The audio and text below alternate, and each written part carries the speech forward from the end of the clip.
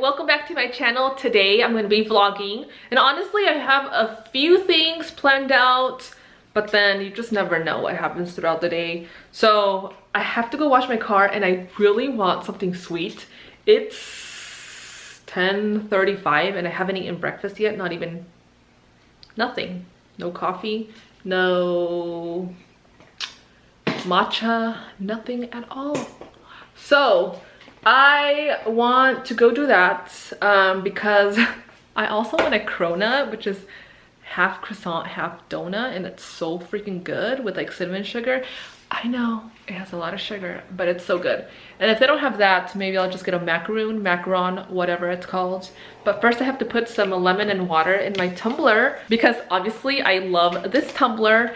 And if you guys are interested in this tumbler, I explain it in another video, which I'll link it up here, but also my discount code is down in the description box. It's Teamy. So let's put some water in here. No lemon, so I've just cut up some lime. I'm gonna just put it in here, boom boom, and then just add my water.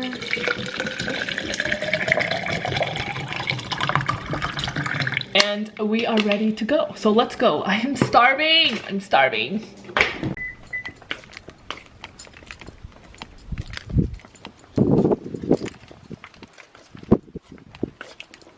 It's honestly always such a horrible idea to go out while you're hungry.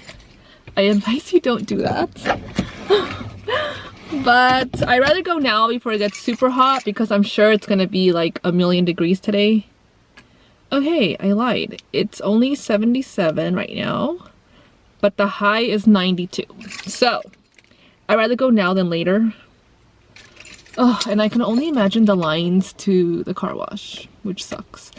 And honestly, I was also thinking of going to do a grocery run, but I hate going to the grocery store late. And I know to some people 10:30, 10:40 is not late, but to me it is because I prefer to avoid people. So I try to go early in the morning, which is why I try to do my errands super early. If you are like me, give me a like to this video because seriously, the earlier I go to the store, the better, and I just do that because I want to avoid people. Yep. Even before, like, the pandemic. So, yeah. So anyways, let's go. Come along with me on this beautiful hot day. Around the same time Sini was let out of school.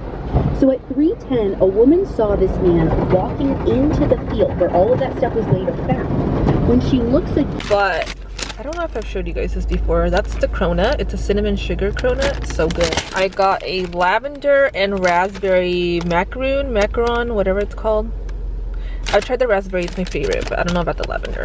Okay, so I am home and I'm going to eat because I'm starving, and now it's like 12 o'clock. But I think I am gonna end up going grocery shopping, which I didn't want to do, as I told you guys, but I should. I don't have any lemons, and honestly the water is so much better with lemon than with lime, like 1,000% better. So I need my lemons. I need to go buy some lemons. And also I don't know what else I need to buy, but for sure lemons. You know, there's really one thing I hate about going out to eat, and that is the fact that some restaurants are not consistent with their food, and it drives me nuts. And it's always like a hit or miss with this place. I just went on the weekend, and obviously second time they got my order wrong, but today it's right. But the fact that it looked a lot better last weekend than now, I'm not even gonna show you. I'm gonna eat it, but very disappointed. Every time I go there, it's like I don't know what to expect. And I like the food, but it's like there's no consistency, and that drives me nuts, you guys. It just drives me nuts. It's like it's good one day and then not good another day. I don't know. Like just these sweet potato fries, the other day they were a lot thinner and looked a lot better, and now I don't know. It's annoying. It's annoying. Plus they got my order wrong last time. Well, not only once, but twice. But anyways, I'm gonna eat. As soon as I saw this meal, I was like, seriously?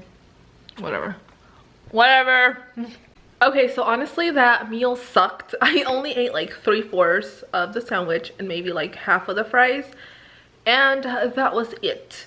Honestly, it was just disappointing eating it, and at the same time it was like I have nothing else to eat, so I better just eat it. It sucked. I'm probably not gonna go again for a while because it really made me bitter. So yeah, that's what happens when I failed to plan what I was gonna eat. Usually I have an idea of what I'm gonna eat for breakfast and lunch. Dinner is more like spontaneous, so I usually think about that the day before, which to some people it's weird. My parents, like, they pretty much tell me I'm crazy because as soon as I'm done eating dinner, I'm like, okay, what are we gonna have for breakfast and lunch? But anyways, that's just me. But I like to plan ahead. So 1, I failed at planning my meals for breakfast and lunch, and 2, I left my house starving. So yeah, don't do that. Don't be like me. And I don't know, I have to go to the grocery store now, so let's go. I also just poured a bubbly in my teeny tumbler. I left the limes in there, but like I said, they suck, so that's why I'm gonna go get lemons. Okay, so I'm at the store and obviously I have to wear my freaking mask, which I'm so over already, but it's necessary. So I'm gonna take my mask and let's go get those lemons. I'm just gonna go quickly in and out because I don't want to be there.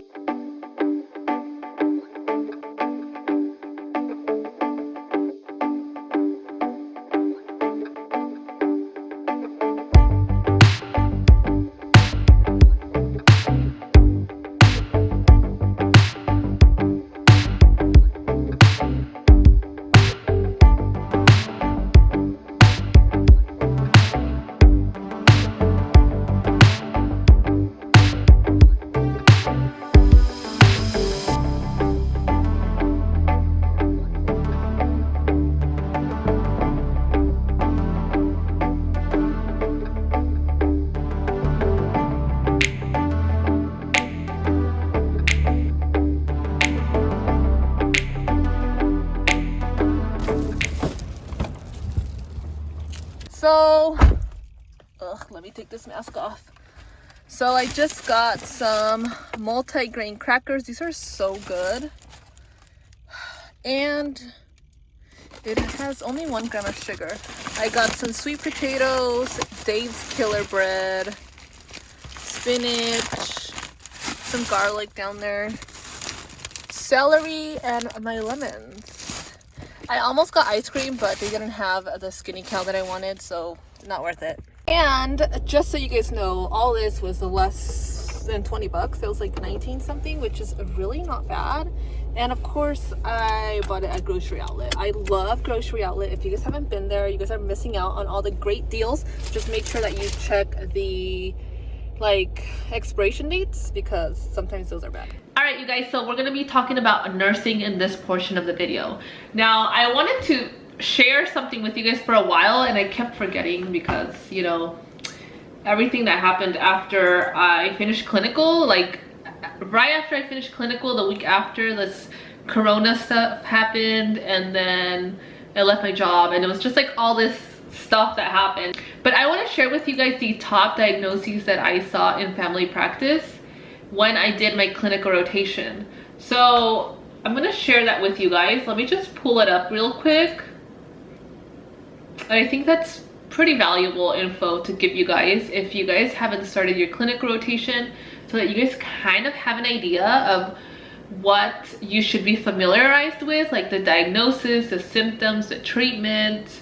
Okay, you guys, so I wanted to share with you guys the top 10 diagnoses. So these are the ICD-10 codes that I used for the diagnoses. So I think it's a pretty valuable information for you guys to know.